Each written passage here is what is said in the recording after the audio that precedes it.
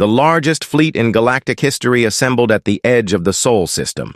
512 warships from 37 different alien governments hung in space like a metallic storm cloud.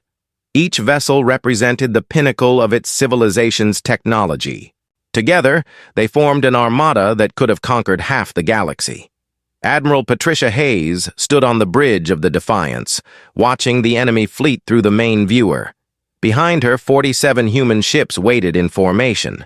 The numbers were overwhelming, more than 10 alien ships for every human vessel. But Hayes had studied the battle recordings from New Geneva, and she knew something the aliens did not understand. "Open a channel to the enemy fleet," Hayes ordered. The alien commander who appeared on screen was Supreme Admiral Krixtar of the Galactic Hegemony, a temporary alliance formed specifically to deal with the human threat. He was a tall, thin creature, with silver skin and 4 arms representing the stellar dominion. Behind him, Hayes could see representatives from dozens of other species. "Admiral Hayes," Krixtar spoke through his translator device. "You are outnumbered by more than 10 to 1. Your species has shown impressive courage, but courage alone cannot overcome such odds. Surrender now, and we will allow humanity to exist as a protectorate under hegemony rule." Hayes looked at the alien commander for a long moment before responding. "Supreme Admiral, you have made one critical mistake. You assume that numbers matter in this type of combat. Let me show you why they do not." She cut the transmission and turned to her crew. "All ships, prepare for battle. Target the command. Vessels first." Captain Ben Williams, standing at his weapons console, felt his heart racing. This was the moment that would decide humanity's fate. Either they would win their freedom, or they would be destroyed trying to achieve it. "Main guns charged and ready," Williams reported. Captain Lisa Rodriguez, commanding the Retribution, watched her tactical display as the alien fleet began to move. The enemy ships were arranging themselves in a classic formation designed to maximize their firepower while protecting their command vessels. It was exactly the kind of tactics taught in every military academy in the galaxy. "They are fighting by the book," Rodriguez said to her weapons officer. "But our book is much older than theirs." The battle began when the alien fleet fired a coordinated salvo at the human ships. Thousands of energy beams and projectiles crossed space, striking the human vessels with enough force to destroy a small moon. The aliens expected to see the human fleet disintegrate under such massive firepower. Instead, the human ships absorbed the attack and kept coming. The heavy armor plating that Dr. Turner's teams had installed was designed to withstand weapons far more powerful than anything the modern galaxy possessed. The alien weapons, optimized for fighting against energy shields, were almost useless against solid armor. "Return fire," Admiral Hayes commanded. The response was devastating. 47 human ships fired weapons that had been built to fight wars between galactic empires. The main gun of the Defiance sent a plasma stream across space that struck the Hegemony flagship and cut it completely in half. The 2 pieces of the ship spun away from each other, trailing atmosphere and debris. Captain Rodriguez targeted a formation of Zalani cruisers. The aliens had arranged their ships close together to concentrate their firepower, but this made them perfect targets for weapons designed to destroy multiple enemies at once. A single shot from the Retribution's main battery punched through 4 ships in a row. The alien fleet commanders watched in horror as their most advanced vessels were destroyed by guns that were older than their civilizations.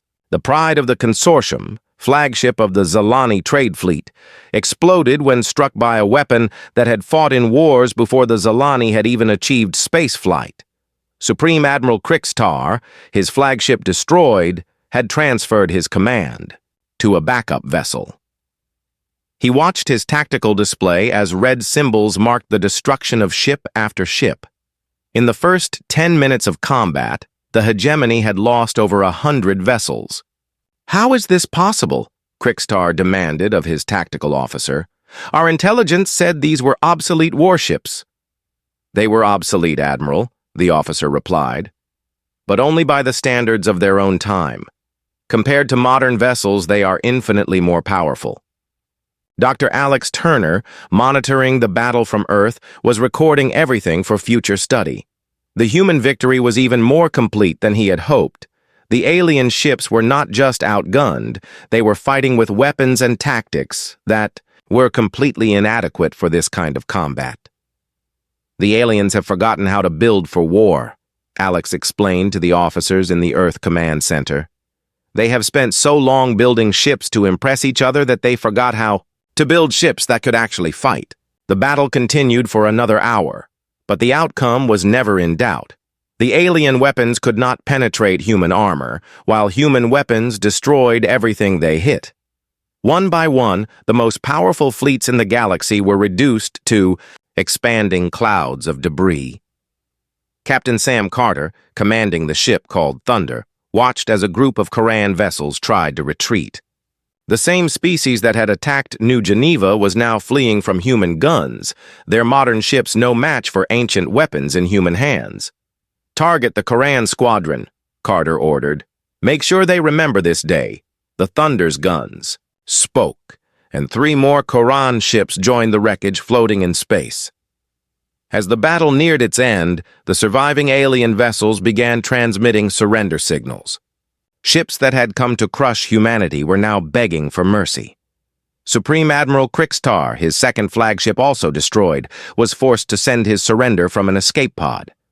Admiral Hayes accepted the surrenders, but her terms were harsh.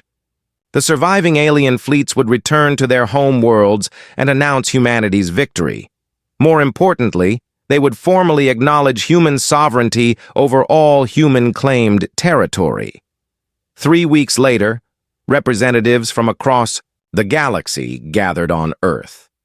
The Great Hall of the United Earth Government had been hastily expanded to accommodate dozens of different alien species.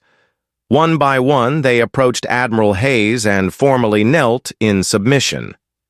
Vextar, the Zalani, who had sold the humans their rusted warships, was among the last to kneel. His translator device clicked nervously as he spoke. "We underestimated your species, Admiral Hayes. We thought we were selling you worthless scrap metal." Admiral Hayes looked down at the alien trader who had started it all. "You were selling us scrap metal, Vextar. But you forgot that humans see potential where others see only failure.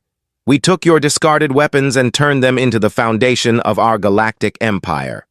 As the ceremony continued, alien after alien knelt before the human admiral. The Draconis Republic, the Crystalline Collective, the Aquatic Federation, and dozens of others formally acknowledged humanity's right to exist as a sovereign power. The Zalani Trade Consortium, bankrupt from war reparations, was dissolved and its assets distributed to human colonies. Dr. Turner stood in his laboratory, surrounded by pieces of technology that other species had thrown away. Each component told a story of civilizations that had grown soft, that had forgotten the harsh realities their ancestors had faced. Humanity had taken their discarded tools and forged them into weapons of galactic conquest. The humans had bought rusted warships with the last of their military budget. In return, they had purchased dominion over the stars themselves. The galaxy would remember this day, the day they knelt before ships they had sold as worthless junk. Admiral Hayes looked out at the kneeling aliens and reflected on the simple truth that had given humanity victory. It was not the newest weapon that won wars, but the warrior who wielded it. And humanity, forged in conflict and tempered by struggle, had proven themselves warriors without equal. The age of human dominance had begun, built on alien scrap metal and human determination. The alarm bells rang throughout the human colony of New Geneva at exactly 0800 hours. Colonist Mary Johnson was tending her crops when she looked up to see dark shapes moving across the sky. They were not human ships. The vessels were sleek and black, with sharp edges that made them look like flying knives. Governor Paul Adams stood in the colony's command center, watching the radar screen fill with enemy contacts. 30 ships had just dropped out of faster-than-light travel at the edge of the system. They were broadcasting a message in broken human language. Human settlement. You will surrender immediately. Resistance is useless. The Koran Empire claims this world. Paul had heard of the Koran Empire. They were one of the more aggressive alien races, known for conquering weaker species and turning them into slaves. The colony had always hoped they were too far away to attract Koran attention. Apparently, they had been wrong. "Send a message to Earth," Paul ordered his communications officer. "Tell them we are under attack." 3 hours away, Admiral Patricia Hayes stood on the bridge of the Defiance, reading the emergency transmission. The restored human fleet was conducting training exercises when the distress call arrived. 12 ships had been completed and were ready for combat. The question was whether they would actually work in a real battle. "All ships, this is Admiral Hayes," she spoke into the fleet communication system. "Set course for New Geneva. Maximum. Speed." Captain Ben Williams, commanding the Defiance, felt his stomach tighten as the ship jumped to faster-than-light speed. This was their first real test.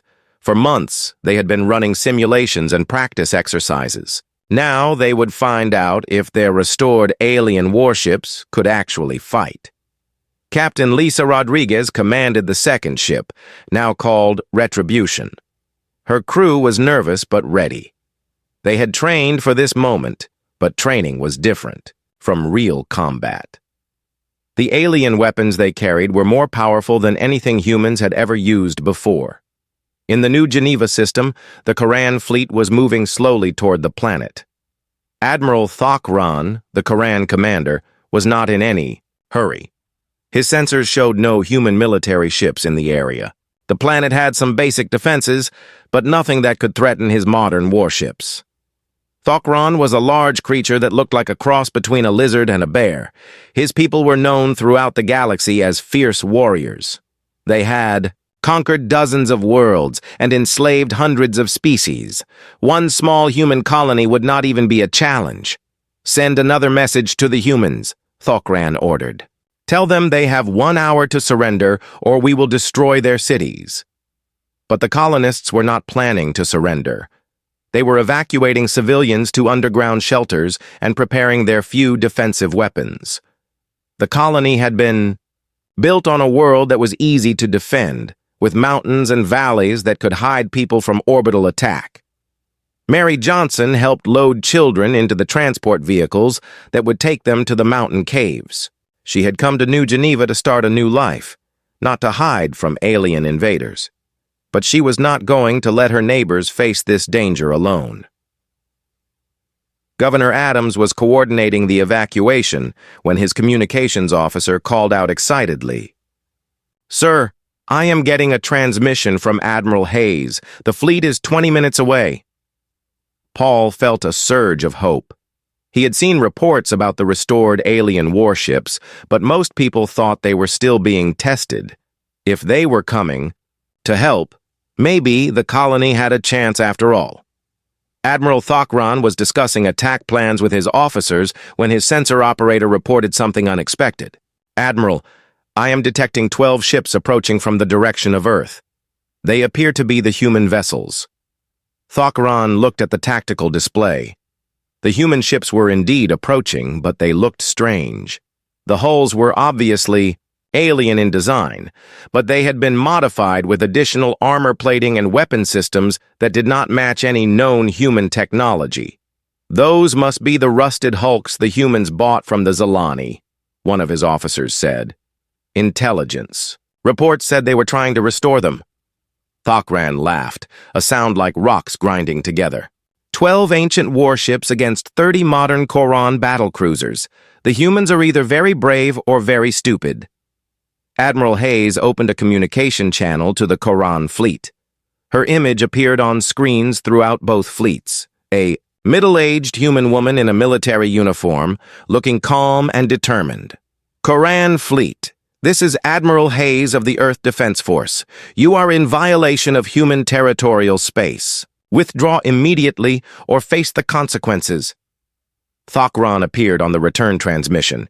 His massive form filled the screen, all teeth and claws, and barely controlled aggression. Admiral Hayes, your rusty ships do not frighten us. Modern. Koran vessels are superior to anything the Zalani built centuries ago. Surrender now, and we will allow your people to live as our servants. Admiral Hayes looked at the alien commander for a long moment before responding. I do not think you understand what you are facing, Admiral. These ships may be old, but we have made some improvements. Last chance to withdraw. Thokran's response was to cut the transmission and order his fleet to attack. The battle began when the Koran ships fired their main weapons at maximum range. Bright beams of energy crossed the space between the fleets, striking the human vessels. But instead of destroying them, the energy beams were absorbed by the thick armor plating the humans had installed. All ships, return fire, Admiral Hayes commanded. What happened next would be talked about across the galaxy for centuries.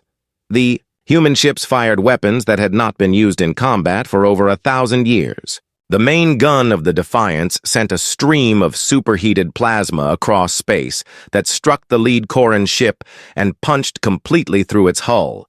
The Koran vessel simply came apart. One moment it was a sleek warship. The next, it was expanding, debris and escaping atmosphere. The plasma beam continued through space and struck a second ship, disabling its engines and leaving it drifting helplessly. Captain Rodriguez fired the guns of the Retribution at a group of 3 Koran ships. The alien weapons were designed to overwhelm enemy shields with rapid fire. But the Koran ships did not have shields strong enough to stop weapons that had once fought wars between galactic empires. Admiral Thokran watched in horror as his modern fleet was torn apart by ancient guns. His ship's weapons, designed to fight other modern vessels, were almost useless against the heavy armor the humans had installed. Meanwhile, the human weapons cut through Koran hulls like they were made of paper. Retreat, Thokran ordered. All ships withdraw immediately. But it was too late for most of his fleet. In less than 20 minutes, 18 Koran ships had been destroyed, and 6 more were too damaged to fight. Only 6 vessels escaped, including Thokran's flagship. On the bridge of the Defiance, Admiral Hayes watched the enemy fleet retreat. Around her, the crew was cheering. They had won their first battle and won it decisively. The restored alien warships had performed even better than anyone had hoped. Send a message to New Geneva, Admiral Hayes ordered. Tell them the threat has been eliminated. Down on the planet, Governor Adams and the colonists emerged from their shelters to see the wreckage of the Koran fleet scattered across their sky. The powerful empire that had seemed unstoppable had been defeated by human determination and ancient alien technology. The galaxy would soon learn that humanity was no longer a weak newcomer species. They had become something much more dangerous. The news of the Koran defeat spread across the galaxy faster than anyone expected. In the great cities of 100 different worlds, alien leaders watched recordings of the battle with growing concern. The humans had not just won, they had completely destroyed a modern military fleet, using ships that everyone believed were worthless scrap. On the Zalani homeworld, Trade Minister Vextar stood before the Consortium Council, trying to explain how primitive humans had accomplished the impossible. The same ships he had sold as obsolete junk had just proven more powerful than anything in the modern galaxy. The humans modified the vessels extensively. Vextar clicked nervously to the assembled council members. Our intelligence reports indicate they replaced most of the original systems with their own crude technology. Council leader Zithara, an ancient Zalani whose green shell had turned almost black with age, studied the battle recordings on her display screen. She watched human ships absorb weapons fire that should have destroyed them, then respond with guns that cut enemy vessels in half. Crude technology that works better than our advanced systems, Zithara said coldly. Tell me, Vextar, what exactly did we sell to these humans? Vexitar's translator device clicked frantically as he searched for words. Obsolete warships from the Third Spiral War. Ships that our own engineers declared beyond repair. No civilized species has the industrial capacity to restore such damaged vessels. But humans are not civilized by our standards, are they? Another council member asked. They still build things to last rather than to impress. Perhaps that is why they succeeded where we would have failed. On Earth, Dr. Alex Turner found himself suddenly very popular. Alien ambassadors who had never bothered to visit before were now requesting meetings. Trade representatives were offering deals that seemed too good to be true. Military attachés wanted to study human engineering techniques. They are all afraid, Alex explained to Admiral Hayes during their morning briefing. The entire galaxy built their technology on the assumption that older weapons were weaker weapons. We just proved that assumption wrong. Captain Sam Carter was leading a new department called Xenoarchaeology Engineering. His mission was simple: find more obsolete alien technology that humanity could restore and improve. His teams were already investigating abandoned shipyards and forgotten military depots throughout human space. The Koran left behind a lot of damaged ships when they retreated, Sam reported. Most of them are too badly damaged to repair, but we can salvage useful components. Their shield generators might be adaptable to our systems. Amy Foster was studying intelligence reports from across the galaxy. Every major government was reassessing their military capabilities in light of the human victory. Some were offering friendship, others were preparing for war, but all of them were taking humanity seriously for the first time. The Draconis Republic has sent an ambassador, Amy told Admiral Hayes. 6 months ago, they refused to even acknowledge our territorial claims. Now they want to discuss a mutual defense treaty. What changed their minds? Admiral Hayes asked. We did. The Draconis have been fighting a border war with the Koran for 50 years.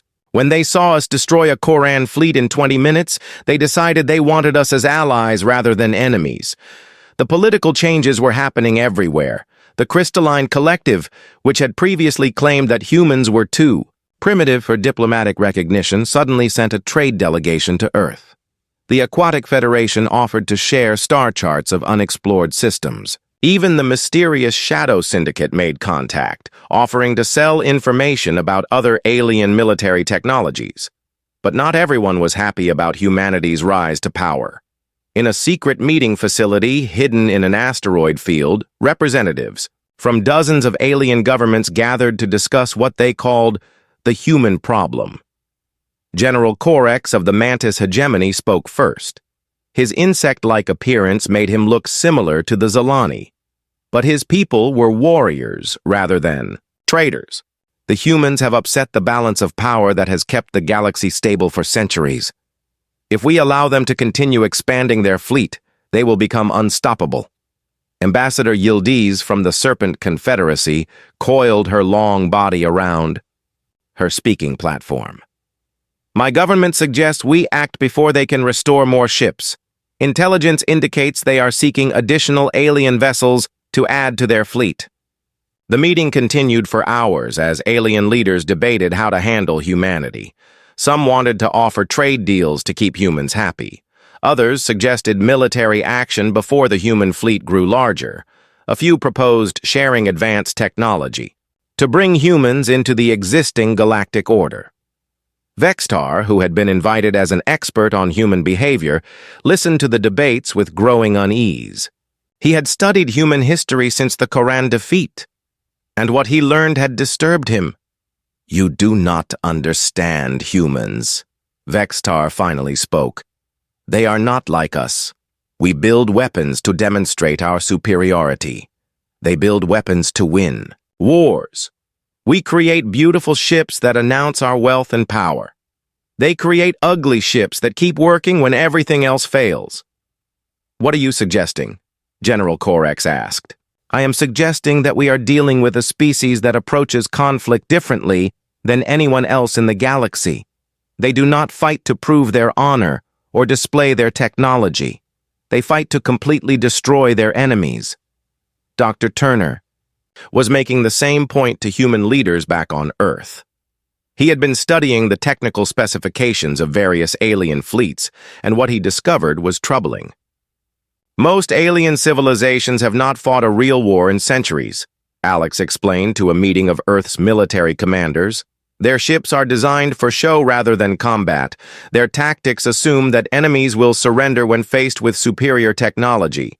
Admiral Hayes looked at the intelligence reports spread across the conference table. What happens when they realize their assumptions are wrong? They will either try to make friends with us, or they will try to destroy us before we become too powerful, Alex replied. And based on what I am seeing from our intelligence sources, some of them are already choosing the second option. Captain Ben Williams was conducting training exercises with the human fleet when the warning came through. Long-range sensors had detected a massive buildup of alien warships in nearby systems. Ships from a dozen different governments were gathering for what looked like a coordinated military operation. "How many ships?" Admiral Hayes asked when Ben reported the sensor readings. "Over 500, Admiral. Maybe more. It looks like they are forming some kind of alliance." Admiral Hayes stood quietly for a moment, considering the implications. The humans had 47 restored warships now, with more being completed each week. But 47 ships against 500 seemed like impossible odds, even with their technological advantages. "Recall all ships to Earth orbit," Admiral Hayes ordered. "If they want to fight, we will give them one, but it will be on our terms." Word of the alien alliance spread quickly through human space. Colonists began evacuating from frontier worlds. Military factories increased production of weapons and armor. Earth's shipyards worked around the clock to complete more restored vessels. But Admiral Hayes was not planning to hide behind Earth's defenses. She had studied the battle recordings from New Geneva, and she understood something that the aliens did not. The restored human ships were not just more powerful than modern vessels. They were designed for a kind of warfare that the galaxy had forgotten. The coming battle would determine whether humanity would take its place as a major galactic power, or whether the established governments would succeed in crushing this upstart species before it could threaten their comfortable dominance. Either way, the galaxy would never be the same. Commander Jake Morrison pressed his face against the thick glass of the space station's viewing deck.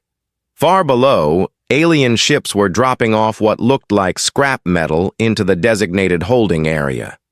Each piece of metal was actually a warship, though you would never know it from looking at them. The hulls were covered in rust and dents. Some had holes blown through their sides. Others were missing entire sections. "Those are supposed to be our new fleet?" Captain Lisa Rodriguez asked as she joined Jake at the window. She held a data pad in her hands, reading the list of ships they were about to buy. 50 warships, all decommissioned. Half of them look like they might fall apart if we touch them. Jake nodded slowly. The ships did look terrible. But they were ships, and Earth needed ships badly. Humanity had only been traveling between stars for 20 years. Their homemade vessels were small and weak compared to what the other alien races had. If Earth was going to survive in this dangerous galaxy, they needed better weapons. The alien who was selling them the ship stood nearby. His name was Vex Tar, and he belonged to a race called the Zelani. He looked like a giant insect walking, on 2 legs. His skin was green and shiny like a beetle's shell. When he spoke, a small device around his neck translated his clicking sounds into human words. "Your people show great wisdom in purchasing these vessels," Vextar said. His translator made his voice sound polite, but Jake could hear something else underneath. Amusement, maybe, or mockery. "These ships served my people well in the Third Spiral War. That was over 300 years ago, of course. Modern warfare has made them quite outdated." Admiral Patricia Hayes walked up to the group. She was the head of Earth's Space Navy, though that was not saying much. Earth's entire Space Navy consisted of 12 ships, and the biggest one was smaller than the aliens' cargo haulers. She had been the one to approve buying these old warships, despite many people telling her it was a waste of money. How much combat did these ships see? Admiral Hayes asked. Vextar's insect head tilted to one side. Oh, quite extensive. The Forgotten Storm down there. He pointed to the largest ship with one of his 4 arms. Personally destroyed over 200 enemy vessels during the war, but that was long ago. Today's ships are much faster and have better weapons. These old things would not last 5 minutes against modern vessels. Dr. Alex Turner was already studying the technical data on his tablet. He was Earth's best engineer when it came to alien technology. The problem was that alien technology was so far ahead of human understanding that even their best expert felt like a child trying to understand adult tools. The power cores are completely dead, Alex said, scrolling through the information. Most of the weapon systems show critical failures. The armor plating is corroded in dozens of places. We would basically need to rebuild everything from scratch. That is why the price is so reasonable, Vextar clicked happily. Any other species would simply recycle these hulks for raw materials. But your people seem determined to make them space-worthy again. Quite ambitious for such a young civilization.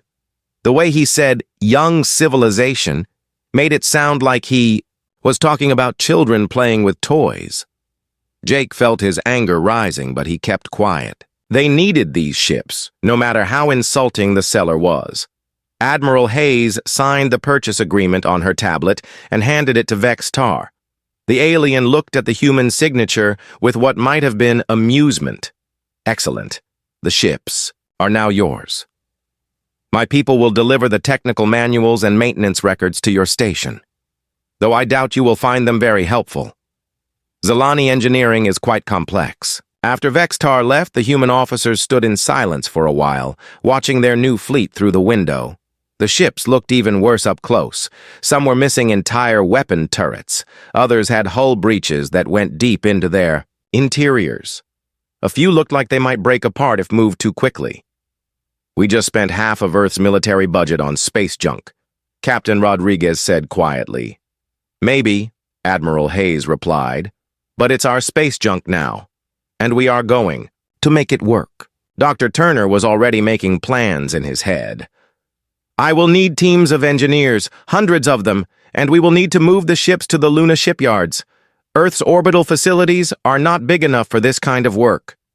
Jake walked closer, to the window, studying the largest ship. Even covered in rust and battle damage, there was something impressive about it. The ship was huge, much bigger than anything humans had ever built. Its hull was thick and heavily armored. The weapon mounts, even though they were empty now, looked like they could hold cannons capable of destroying entire cities. The Zalani said these ships were in the Third Spiral War, Jake said. What was that war about? Admiral Hayes checked her data pad. The records are not very clear. It was a conflict between the Zalani and something called the Vorth Empire. According to what we know, it lasted for 60 years and involved thousands of ships. The Zalani won, obviously, since they are still around and the Vorth are not. Ships that fought in a 60-year war, Dr. Turner said thoughtfully. These were not just warships. They were weapons that decided the fate of entire civilizations. Lisa Rodriguez looked skeptical. That was 300 years ago. Technology changes. Just because they were powerful then does not mean they are powerful now. But Jake was not so sure. He had studied human history, and he knew that sometimes old weapons could be just as deadly as new ones. During World War II on Earth, some countries had used battleships that were 30 years old, and they were still capable of sinking the newest vessels. The more he looked at the alien ships, the more he began to see past the rust and damage. These vessels had been built to fight and win against other starships. Their hulls were thick because they were meant to absorb enemy fire and keep fighting. Their weapon mounts were large because they were designed to carry guns that could punch through heavy armor. When do we start? Jake asked. Admiral Hayes smiled for the first time that day. Tomorrow. I want every engineer we have working on these ships. We will start with the Forgotten Storm and see what we can learn. As the human officers left the viewing deck, none of them noticed Vextar watching from another window. The alien was speaking into a communication device, reporting to his superiors about the successful sale. The humans have taken the bait, he clicked into the device. They actually believe they can restore the old war fleet. It should provide us with months of entertainment watching them struggle with technology beyond their understanding. Far below, the rusted warships waited in the darkness of space, holding secrets that would soon change the balance of power in the galaxy. Admiral Zexthul made one final desperate attempt to escape Earth's trap. His flagship turned away from the blue planet and fired its engines at maximum power, trying to break free from the gravitational field that held his fleet prisoner. For a moment, it seemed like he might succeed. Then Earth's hidden mass drivers activated. The devices had been buried in the planet's crust for decades, waiting for this moment. They were not weapons in the traditional sense. Instead, they were gravity manipulators that could change the fundamental forces holding the solar system together. As they powered up, space itself began to bend around Earth.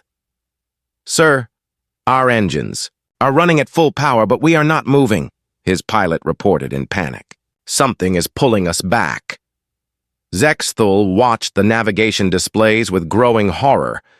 His ship was actually moving backward, being drawn toward Earth despite every effort to escape. Around him, the rest of his fleet was experiencing the same fate. Captain Steve Parker led the human space fleet in what appeared to be a pursuit, but he was really just herding the alien ships toward their final destination. The ESS Guardian moved alongside the alien flagship, close enough for the crews to see each other through their viewing ports. "Admiral," Steve transmitted over an open channel, "there is no shame in accepting the inevitable. Your soldiers on the surface have already joined us. They are happy now." "You speak of happiness while you destroy entire civilizations," Zexthul replied bitterly. "We do not destroy civilizations," Steve corrected him gently. "We preserve them. Every species that has found Earth still exists. They live here now, as part of something greater than they were before." On Earth's surface, the transformation of the alien ground forces was nearly complete. Lieutenant Ben Hayes walked through the streets of New York, observing the former invaders as they helped human construction crews rebuild the damage from the fake battle 3 days earlier. Creatures that had once been Kethvar soldiers now looked almost human. Their purple skin had faded to a gentle green. Their 4 arms had become 2, but with enhanced strength and dexterity. Most importantly, their minds had been freed from the aggressive programming of their military training.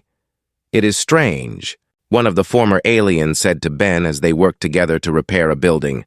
"I remember being angry all the time before, always ready to fight and kill. Now I cannot understand why I felt that way." "Earth heals minds as well as bodies," Ben explained.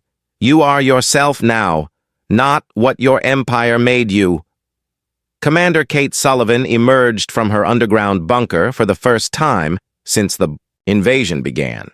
She walked through Washington, D.C., where former alien commanders now worked alongside human leaders to plan improvements to the city's infrastructure. The alien commander Kethmol approached her, but he looked nothing like the fierce warrior who had landed 4 days ago. His eyes were calm and intelligent, his posture relaxed and friendly.